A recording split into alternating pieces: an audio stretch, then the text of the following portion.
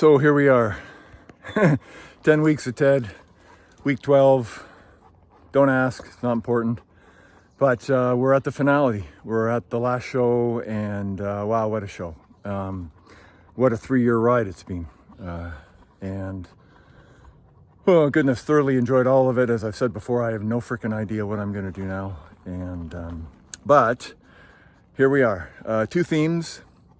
So many themes to pull from. Again, hour plus show trying to wrap up relationships and storylines and what have you. And, you know, it's just so well done. But the 2 themes that I'm going to pull out of this, I've tried to stay in the coaching lane, so I'm going to do that. The coaching bits would be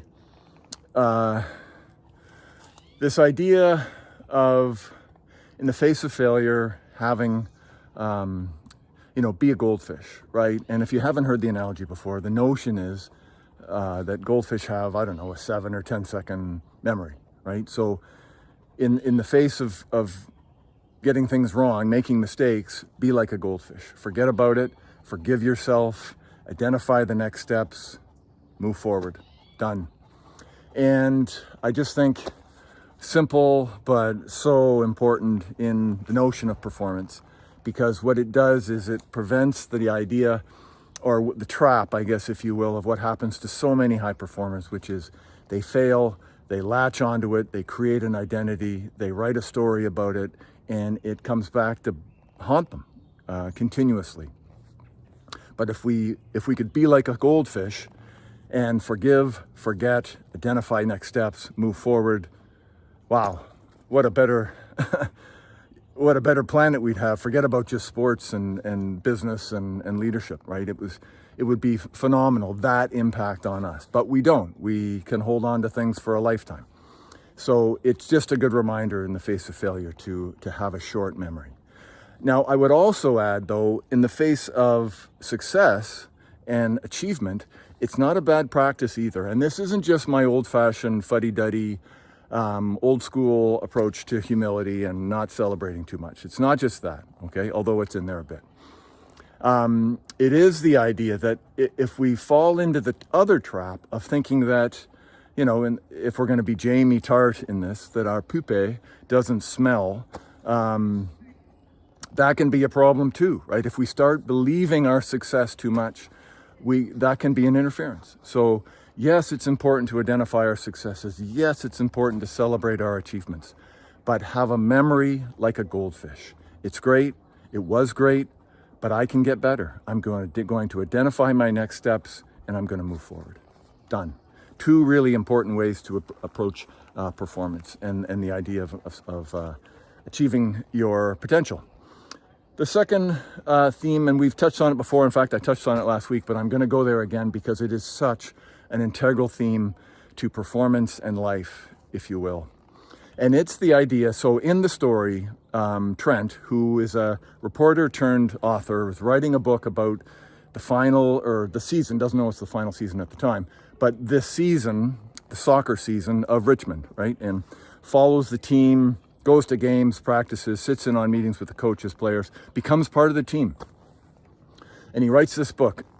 And right before the last game, he hands his manuscript to Ted. The working title is The Lasso Way. And one could say, yeah, it should be, because, in terms of Richmond, in terms of that soccer team, Ted's fingerprints are all over the culture of that team.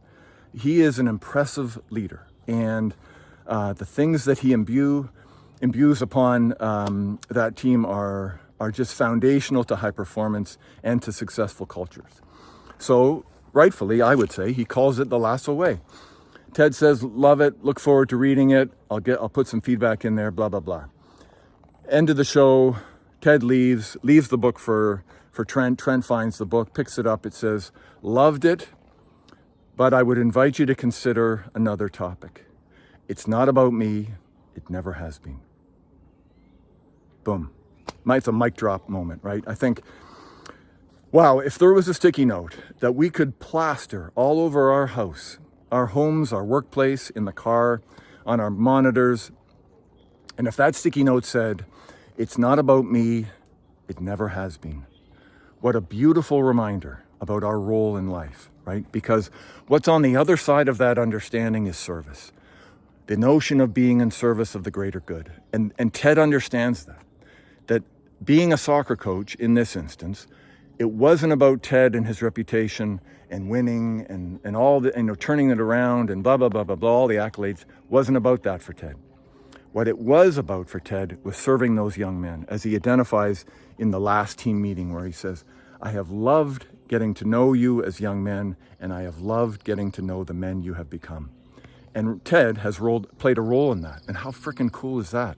That he has had that role of helping young men transform into better people. That encapsulates our purpose in life, right? And so, yes, I talked about it last week, the notion of service. But I just think it is the underlying theme, not only in this show, but in life. When we are engaged in service and when love is the foundation of that service, we are better people. It's interesting in the clients that we work with, whether it's business, sport, education, doesn't matter. When leaders understand that premise, that they are in service of their people, performance goes up, fulfillment goes up, happiness goes up, health goes up, all of it as a byproduct of being in service, right? When they understand that it is not about them, when it is not about their results, their accolades, that it's actually about the people who work for them or play for them, life changes. I know for myself as a coach, it was a game changer. So I think that's a biggie, and I would invite all of you to consider that piece. Write it on a sticky or a few and litter your daily haunts with it. It's not about me. It never has been. Okay, that's it. I'm out. I'm done. I'm likely going to reference Ted again. I just find the show has been, I would love to teach a course on Ted. How cool would that be? There's just so many lessons and takeaways in this show. If you're intrigued by any of the messages, please reach out, yourmindset.ca. We have workshops, one-on-one coaching, keynotes, what have you. We'd love to have a conversation about our work if you're interested.